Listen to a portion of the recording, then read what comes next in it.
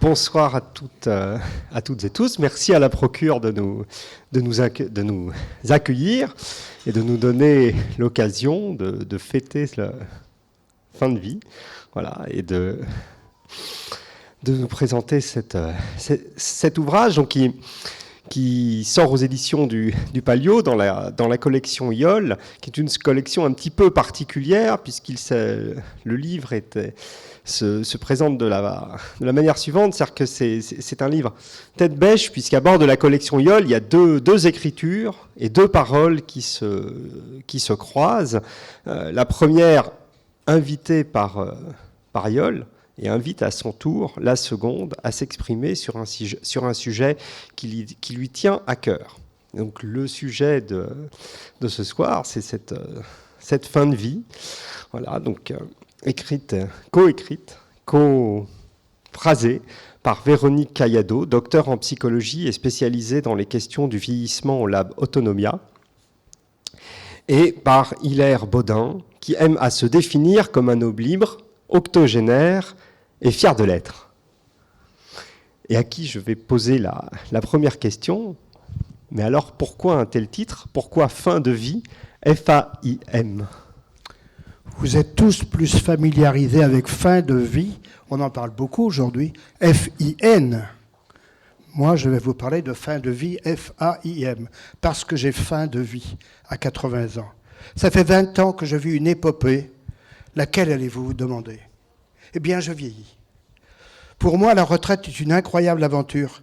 Toute la vie, on se plaint du manque de temps. Vous entendez tous les jours, j'ai pas le temps, j'ai pas le temps. Et voilà ce qui nous arrive à 60 ans, une immense plage de temps libre, une plage de temps immense, à perte de vue, au-delà de l'horizon du temps.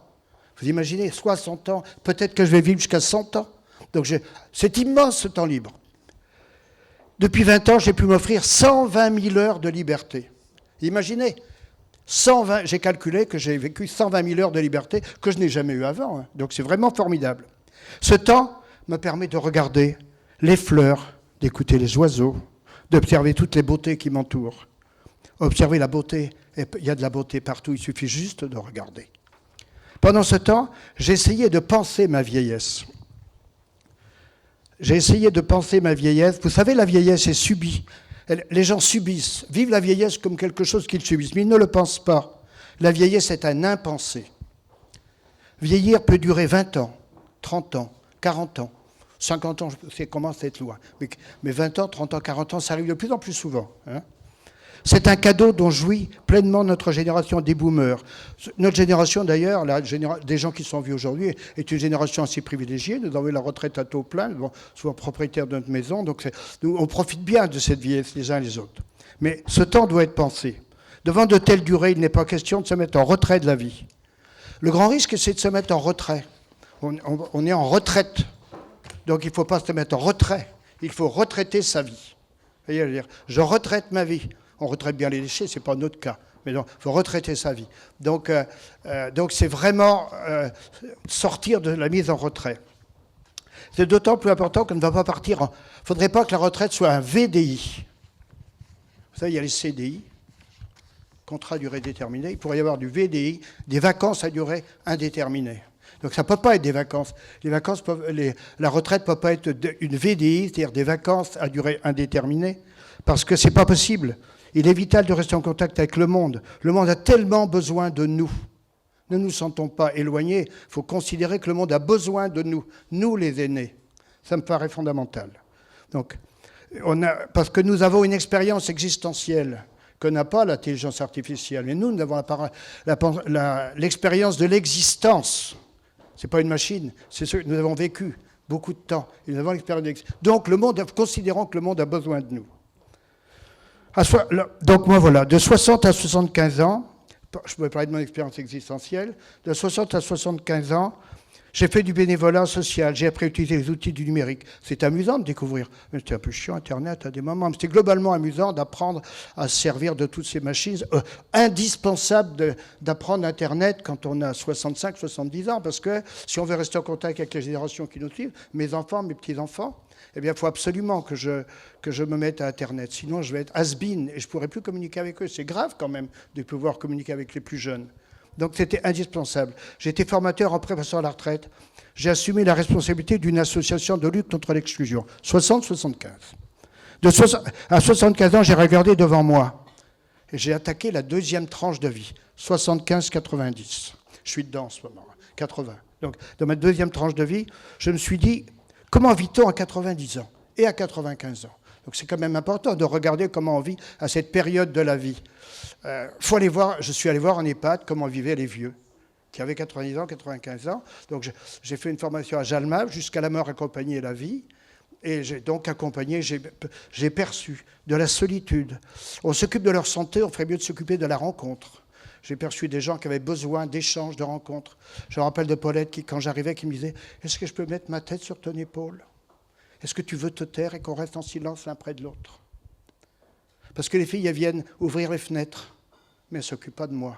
Toi, tu me rencontres. Il y a la nuance. Toi, je t'ai rencontré. Toi, je te rencontre. Le personnel, je ne rencontre pas. Il n'a pas le temps. Voyez. Donc c'est donc un autre rapport à la vie. Et les personnes plus... Ce que j'ai découvert, c'est qu'à 90 ans, on a autant besoin d'amour, autant besoin de présence qu'à 40, qu'à 30.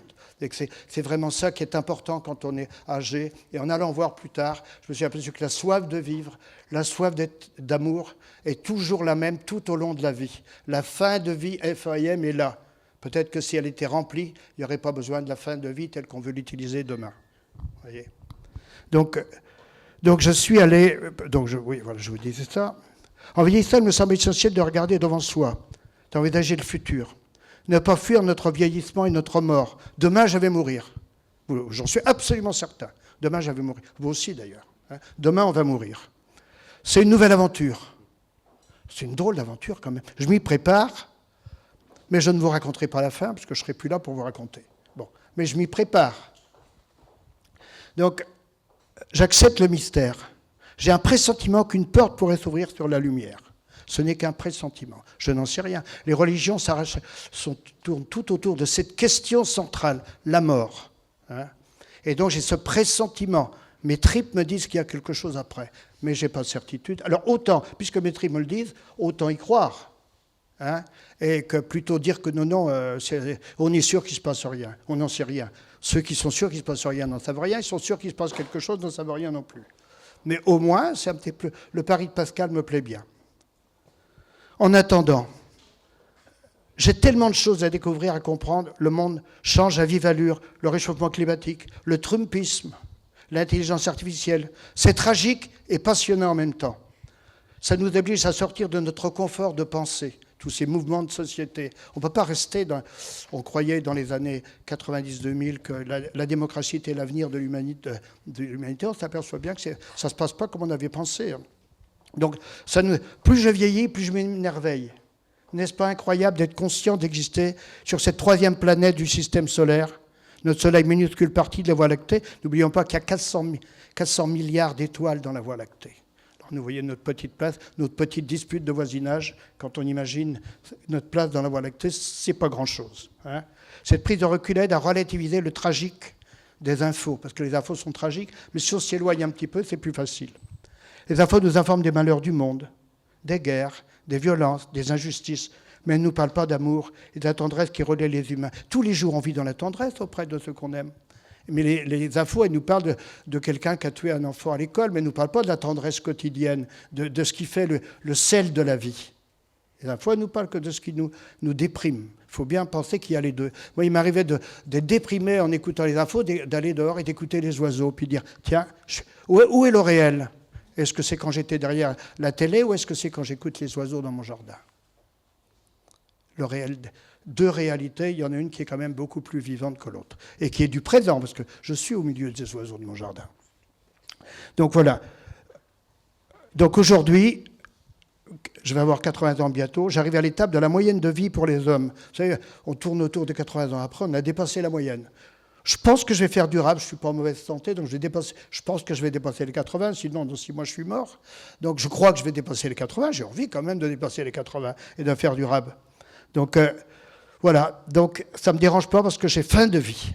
J'ai faim de vie FAIM. J'ai encore plein de choses à apprendre, plein de choses à découvrir. Je goûte la vie. Je suis libre de la peur. Je n'ai pas trop peur. Je n'ai pas trop peur de la mort et ça me permet de regarder la vie autrement. Vous voyez ?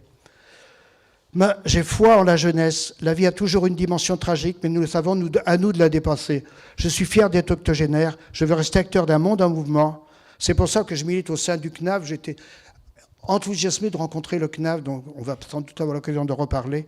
Donc le slogan est rien. Le slogan du CNAV, qui est un mouvement formidable, c'est rien pour les vieux sans les vieux. Le CNAV, le Conseil national autoproclamé de la vieillesse. Nous avons des responsables du CNAV ici présents dans la salle. Et vraiment, le CNAV, c'est un mouvement formidable parce que les vieux prennent leur vie en main. Je laisse la parole. Je te prends le micro.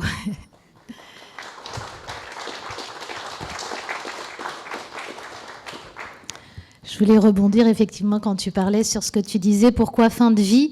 On entendait dans tes paroles cette notion d'éprouver. Et dès le début, avec Hilaire, c'est déjà une rencontre fin de vie. On s'est rencontrés pas par hasard, parce qu'il y avait une antenne du CNAV qui venait de se construire, de s'établir sur le Mans. Et la rencontre s'est faite par ce biais-là, qui par ailleurs, j'avais été invitée donc, par les éditions du Palio à un nouveau projet, un pas de côté, que j'avais du mal en écriture à trouver l'angle d'accroche. Et puis, on déjeunait ensemble, je crois, Hilaire, et on avait tous les deux ce goût d'écrire. Et donc, Hilaire m'a proposé, mais pourquoi ce projet-là, on le ferait pas ensemble? Côté psy qui parle du vieillissement, et puis moi qui en parle à travers mon éprouvé, à travers mon expérience, mais aussi à travers mon engagement. Et je pense qu'on se relie beaucoup sur la notion d'engagement. Et dans Fin de vie, dès le début, on avait envie, je pense, de parler de la métamorphose. Au départ, on était vraiment sur ces sujets. On voulait aborder le vieillissement à travers ce que ça impliquait en termes de métamorphose, de faire face aux transitions de vie, de tous ces changements à la fois physiques, sociaux, psychologiques. Et puis petit à petit, fin de vie avec cet angle plutôt positif, mais qui met aussi en avant le contexte, le milieu peut-être hostile, vieillir actuellement en France, avancer dans le grand âge, c'est pas forcément dans un environnement très positif. Et c'est une image souvent que je peux donner, c'est pour ceux qui connaissent, mais c'est la pyramide de Maslow avec les besoins de l'être humain. Quand on parle d'un adulte lambda, les besoins vont jusqu'à donc sécurité, mais aussi besoin de reconnaissance, besoin d'appartenance, besoin d'épanouissement. Mais pour un adulte âgé, souvent on ne parle pas d'adulte âgé, généralement on parle de personnes âgées. Tous ces besoins qui font de nous des êtres motivés et orientés vers une pulsion de découverte, d'apprentissage, de se sentir faire partie d'un collectif, on le dénigre, on le dévalue. Et là-dessus, avec Hilaire, il y avait cette ambition dans ce projet Fin de vie aussi de parler de cette dévaluation des besoins qui nous rassemblent tous, mais aussi la dévaluation de la parole des plus âgés, alors c'est quelque chose que j'avais plus étudié en lien avec la question de l'agisme, ou comment finalement nos représentations, l'imaginaire qu'on peut avoir et les idées partagées socialement sur le vieillissement, eh bien, comment ça va influencer notre regard, nos analyses, la manière dont on rentre en contact avec une personne plus âgée, dont on va regarder aussi c'est éventuellement ce dont elle aurait besoin. Et sans s'en rendre compte, ces images un peu préconçues qu'on a, elles vont filtrer les informations et on va avoir tendance à avoir un jugement préconçu et surtout dévaloriser ou d'évaluer son propre regard sur sa situation, sur l'analyse de ses besoins, sur ses priorités, sur ce qu'elle voudrait faire. Et de tout ça, je pense que Hilaire et moi, c'était quelque chose qui, dès le début, nous motivait dans le projet Fin de vie. Et j'ai envie de vous poser une question, mais elle est évidemment valable pour tous les deux. J'ai l'impression que, Hilaire, vous revendiquez d'être vieux dans une société qui rejette la vieillesse, qui nous fait un culte à une forme de jeunesse éternelle, qu'elle soit physique, mentale, sociétale, et qui invisibilise finalement les plus vieux, avec soit physiquement, puisque il se trouve qu'effectivement, passé un certain âge, et par certain âge, j'entends quasiment 50, 55 ans, on est parfois invisible sur les écrans, mais surtout, on ne parle jamais de la vieillesse en tant que telle, on va dire les seniors, les aînés, et tout un tas d'autres termes, et vous revendiquez vieux. Oui. C'est quasi politique, en fait. Exactement. Je suis vieux, et je suis fier de l'être. Je suis vieux et ça me tient extrêmement à cœur. Je le disais avant de connaître le CNAV. J'étais heureux quand j'ai vu que le CNAV avait les mêmes idées. Je le disais, je me rappelle en réunion avec l'association Génération Mouvement, je disais, tiens, je suis avec les vieux. Je recevais un coup de pied dans les chevilles. On me disait, tais-toi, on dit pas qu'on est vieux, c'est pas bien. Voilà ce qu'on me répondait. Et moi, je disais, mais si, je suis vieux, nous sommes vieux. Alors pourquoi ça me tient tant à cœur? Je vais vous expliquer. Pourquoi? Parce que si on dit que les vieux, c'est les autres, c'est-à-dire les plus vieux que nous. Si je dis que les plus vieux que nous sont différents de moi, si je me sépare d'eux, je veux montrer ma désolidarisation d'eux. Je suis loin d'être dans la fraternité. Je suis loin d'être proche. Si moi, je suis vieux et que j'ai à côté de moi quelqu'un qui est beaucoup plus vieux que moi, qui est handicapé, si je me différencie de lui, je refuse de me reconnaître en lui. Demain, je serai peut-être handicapé. Et demain, je serai bien content qu'on s'intéresse à moi. Handicapé. Je serais content qu'on s'intéresse à moi. Si aujourd'hui, si je dis à la personne handicapée très vieille, je suis vieux comme toi, nous sommes frères en humanité, je me rapproche de lui. Si je dis comme ça, non, moi je suis pas vieux, je suis pas comme toi, je veux me séparer de toi, tu vois, moi j'ai moins de rides que toi. Je refuse de reconnaître la réalité de notre situation commune. Nous sommes ensemble vieux et nous avons besoin les uns des autres. La personne qui est plus handicapée peut m'apporter quelque chose. Je dirais, il faut arrêter de nous séparer, entre plus ou moins handicapés. Donc moi, c'est très politique, absolument. Je considère que je revendique d'être vieux, je revendique d'avoir 80 ans, et je revendique que c'est être vieux, c'est être solidaire. Quand je suis allé voir les personnes âgées qui avaient été en EHPAD, j'ai ressenti la nécessité qu'on se regarde sur un pied d'égalité. C'était d'ailleurs rigolo, parce que l'association Jalmalve nous demandait de les accompagner. J'étais un accompagnateur, ils étaient des personnes accompagnées. Et j'ai ressenti que quelque chose clochait. Nous étions égaux. Nous pouvions nous regarder sur un pied d'égalité. Je n'étais pas un accompagnateur, nous étions des hommes qui nous regardaient, deux êtres humains qui partageaient un temps ensemble. Et il faut qu'ils ressentent ça pour se sentir aimés, sentir qu'on les regarde sur un pied d'égalité. Donc c'est très politique, je suis d'accord. Je suis vieux et je le revendique.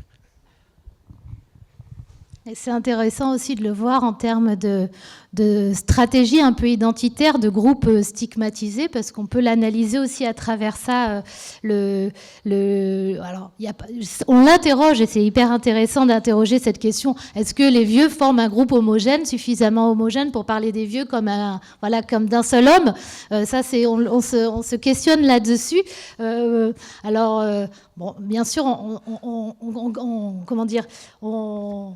on inverse, on grignote, on travaille ce présupposé, parce que vieillir, c'est se personnaliser, c'est s'individualiser. Et considérer que les vieux forment un groupe homogène, c'est comme s'il n'y avait plus de classe sociale, c'est comme si ils étaient similaires les uns aux autres. Mais par contre, il y a une dimension identitaire qui est intéressante dans nous.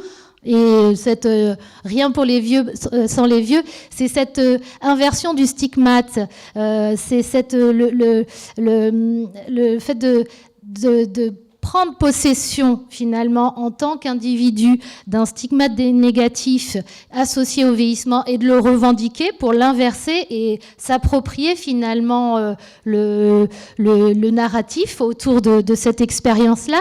On voit ressurgir finalement la construction d'un nous à travers des mouvements de revendication à l'autodétermination, des mouvements de revendication à la prise de parole et à être entendu publiquement. Donc ça c'est et pour le petit parallèle, ça, Hilaire le disait, rien pour nous sans nous, rien pour les vieux sans les vieux. Mais c'était un slogan qu'on retrouve aussi dans les mouvements pour l'autodétermination, dans le champ du handicap, rien pour nous sans nous, et plus loin encore pour les droits civiques. Donc ce mouvement, ces revendications, elles portent à la fois un nous, collectif, mais en même temps, c'est ce qu'on discute également dans Fin de vie, c'est cette pluralité d'expériences que le vieillissement est aussi un miroir grossissant des inégalités de parcours qui se cumulent. Donc on aborde aussi d'autres sujets en lien avec l'expérience du vieillissement au féminin ou au masculin et voilà, des différences qui peuvent exister. Et très paradoxalement, en bon français, on parle de silver economy ou de métier du care, comme si ça pouvait devenir un marché sans être forcément politique. Et je sais que dans le livre, vous en parlez un petit peu. Est-ce que vous pourriez nous dire quelques mots là-dessus, s'il vous plaît? Hilaire m'interroge effectivement plutôt sur la notion de bien vieillir, sur la question des actions politiques qui sont menées. Alors là, c'est pas tout à fait en lien avec ta question qui porte plus sur la dimension du marché, mais sur la question du bien vieillir en tant que politique et de cette injonction qu'il y aurait à toujours à performer dans une forme de performance physique, cognitive. Pour moi, il y a une double dimension. Il y a cet aspect que vieillir, au bout d'un moment, c'est une injonction intenable, que d'être dans cette dimension du bien vieillir absolu et pour tous. Donc, il y a des ouvrages très connus sur la tyrannie du bien vieillir. Et en même temps, finalement, je resituais ces politiques de bien vieillir dans une histoire plutôt récente, c'est que jusqu'à maintenant, le vieillissement était surtout abordé de manière positive, pathologique. C'est la médecine qui s'était beaucoup intéressée à ces sujets-là. Et la notion de bien vieillir, c'était aussi une manière de sortir d'un prisme ou d'une expérience du vieillissement que pathologique et médicale, et qui avait cette dimension aussi au niveau individuel, de pouvoir agir également sur son propre vieillissement. Sur la dimension des mots aussi utilisés, silver economy, care, et c'était un petit peu la question précédente, on ne sait pas trop. C'est vrai qu'il y a une impossibilité de nommer facilement les plus âgés. Il y a beaucoup de sous-évaluation, seniors, nos aînés, et une difficulté à nommer, et comme disait et comme revendique Hilaire, la notion de vieux et de le revendiquer. Je ne sais pas comment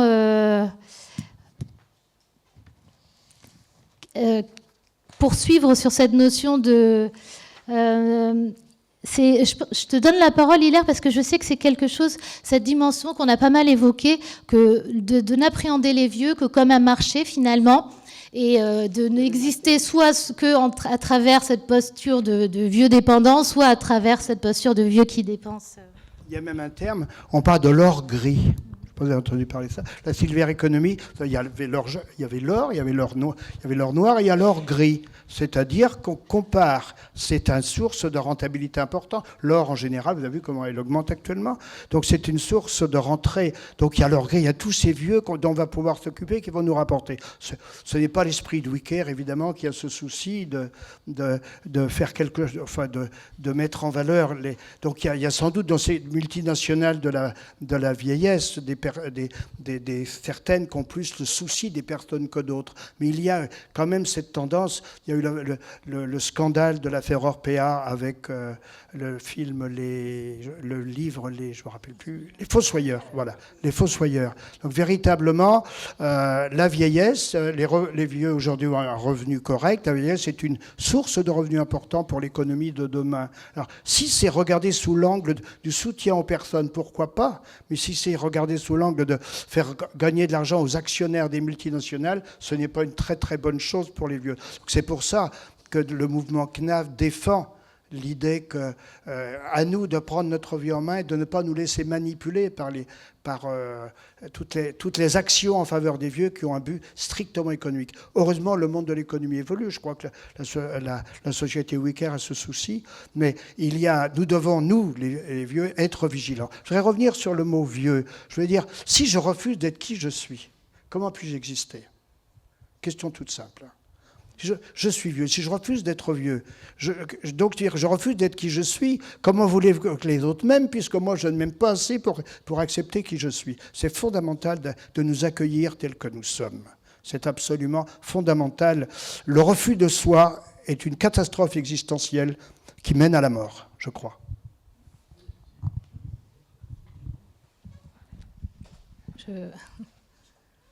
À moins que Je te laisse. Non. Voilà. Eh ben, voilà.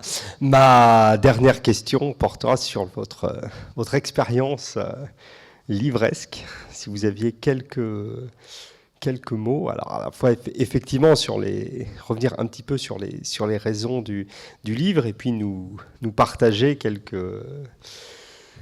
pensées, quelques émotions sur votre expérience du livre en duo, qui est sous forme de dialogue, ce qui est aussi original en soi. C'est une expérience en duo, mais pas que.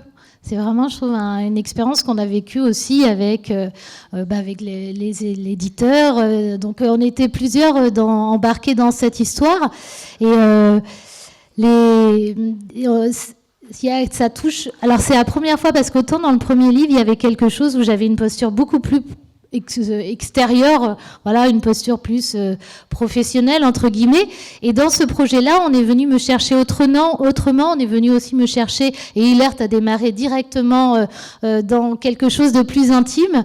Donc c'est une expérience qui, à ce niveau-là, et à mon niveau, là, je parle au-delà de cette expérience à plusieurs, ces rencontres, ces échanges, on est d'accord, on n'est pas d'accord, parce qu'il y a des aspects avec Hilaire où on peut être très en accord et d'autres beaucoup plus distancés, même s'il y a quelque chose de commun peut-être, mais une manière différente de regarder ce commun.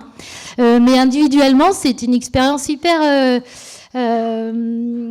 touchante, parce qu'elle est venue me chercher sur des aspects que j'ai pas l'habitude d'aborder dans mon cadre professionnel, parce que on s'est rencontrés comme ça et on l'a posé comme ça, ce livre, psy, pro qui parle et qui dialogue, et on échange nos points de vue et on les croise. Donc oui, c'est une belle expérience de l'avoir vécu sous un aspect un peu plus intimiste. La professionnelle, la scientifique a été titillée par le vieux sur la dimension spirituelle, quelque part. Donc, considérant que moi je considère que c'est un moteur existentiel, un moteur intérieur, mon lien à l'univers et à Dieu. Et donc, là on n'est pas sur la même voie, mais c'est intéressant parce que je la titille, vous voyez, je dirais, et donc on aborde des approches différentes sur. Je sens bien que ce qui permet aux gens de vivre de manière négative leur vieillesse, c'est ce sentiment d'une faim du corps. Et si on a une vision plus large, eh bien, il est évident que le regard s'agrandit. Donc on rentre dans un autre monde. C'est l'avantage de toutes les spiritualités du monde. Toutes les spiritualités du monde interrogent l'homme sur l'au-delà de la mort. Donc c'est ça. Et quand on est vieux, on a le temps d'étudier ça, on a le temps de s'interroger. Ce qui m'étonne, c'est qu'on ne s'interroge pas. Vous voyez ? Qu'on ne s'interroge pas à 40 ans, je comprends, mais qu'on ne s'interroge pas à 80 ans sur l'au-delà de la mort, sur le sens de l'existence, sur qu'est-ce que j'avais laissé comme trace. Voyez, aujourd'hui, je voudrais dire un petit mot là-dessus. Aujourd'hui, ce qui se fait, ce qui est très à la mode, c'est se faire incinérer. On disparaît en poussière. Et donc, il ne reste pas grand-chose. Ce qui est aussi très à la mode, c'est de faire mettre les cendres sur une pelouse. Donc, qu'en reste-t-il de la singularité d'un être si cet être-là n'a pas gardé, on ne garde pas une trace? A-t-on honte d'être qui on est pour ne plus laisser aucune trace de nous-mêmes après notre mort? Moi, je m'interroge sur ce courant de pensée qui fait disparaître les traces quelque part. Hein? Quand il y a un avion qui est tombé au fond de la mer, on dépense beaucoup d'argent pour aller chercher des petits morceaux des survivants, et les survivants, eux, ils se font disparaître. Donc il y a quelque chose là qui m'intrigue moi, je pense qu'il est important, surtout à l'ère de l'intelligence artificielle où tout est mélangé, défendons notre singularité.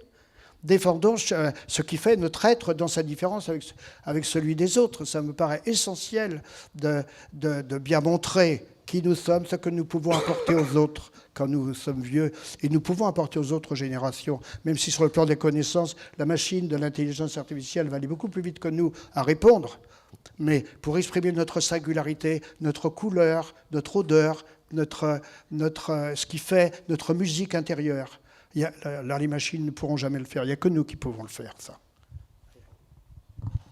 Et au-delà de nos différences, je pense que ce qui est passionnant aussi, c'est cette mise en récit de soi.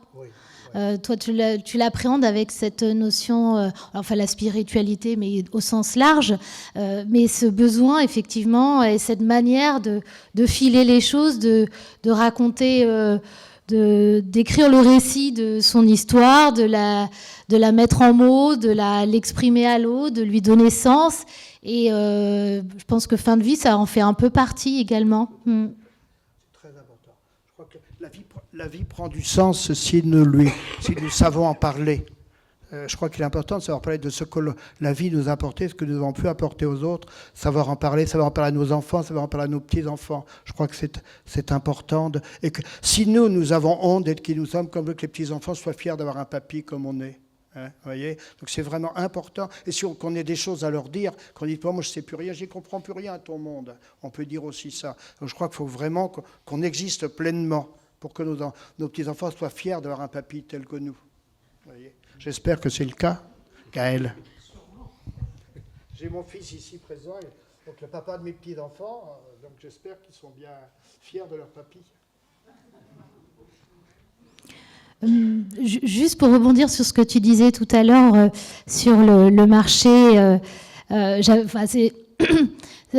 c'était juste une idée que je voulais pointer, mais de l'invisibilité aussi des ressources ou des apports, de la contribution en fait. C'est que dans Fin de vie,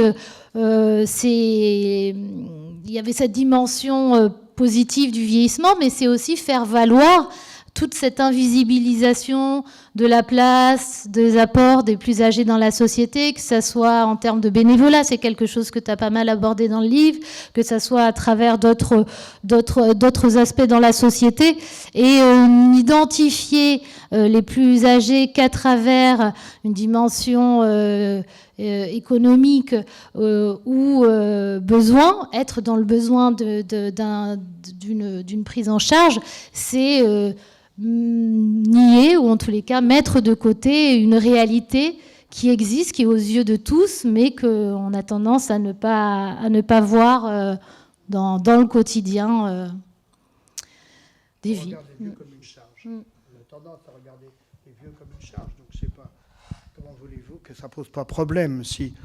Là, justement, sur Ouest France d'aujourd'hui, je reprends le titre. Attendu, le plan grand âge passe à nouveau à la trappe. Sur Ouest France de ce matin, j'ai découpé l'article. Le plan grand âge passe à nouveau à la trappe. Ça coûte cher les vieux. Et puis ça va peut-être pas trop se plaindre si on ne s'occupe pas trop d'eux. Hein. Donc ça fait depuis Sarkozy qu'on est fait un grand plan grand âge. Et on est de plus en plus nombreux. On va être 25 millions en 2050. Donc, et quelque part, la société, évidemment, il n'y a pas de sous, ça on le sait bien. Mais il faudra bien prendre le taureau par les cornes, il va bien falloir s'occuper, chercher des solutions. Donc à nous aussi, il va falloir qu'on se batte pour, Véronique, pour ouvrir notre bouche, pour qu'on se bagarre pour nous, hein, je crois. Je crois que tu me parlais. C'était pas la même Véronique. C'était pas peut-être, je sais. J'avais envie de le dire, donc c'est un aspect aussi important. Là, on pointe avec Hilaire une société plutôt hostile au vieillissement, et c'est aussi des choses qu'on peut aborder dans le livre. C'est la contradiction. La contradiction, ça faisait partie des angles, des points qu'on voulait traiter dans ce livre avec Hilaire. Mais c'est vrai que finalement, il y a une anthropologue qui a beaucoup travaillé là-dessus et qui explique qu'il n'y a pas forcément de correspondance entre la manière dont une société se représente les plus âgés, la manière et le traitement social qui leur est accordé. Et on peut aussi s'interroger finalement sur le traitement social des plus jeunes, qui n'est pas forcément très, très bienveillant non plus. Donc voilà, dans ce livre-là, on veut mettre en avant à la fois la nécessité de prendre en considération, d'entendre la parole et les expériences vécues, éprouvées du vieillissement, d'approcher cette période de la vie à travers un prisme différent, non plus seulement du corps, mais aussi et du vieillissement physiologique, mais de manière de considérer l'ensemble des besoins d'une personne et de voilà je me perds dans l'idée que je voulais développer, donc je m'arrête là, et s'il y a des questions encore, Igor, n'hésite pas.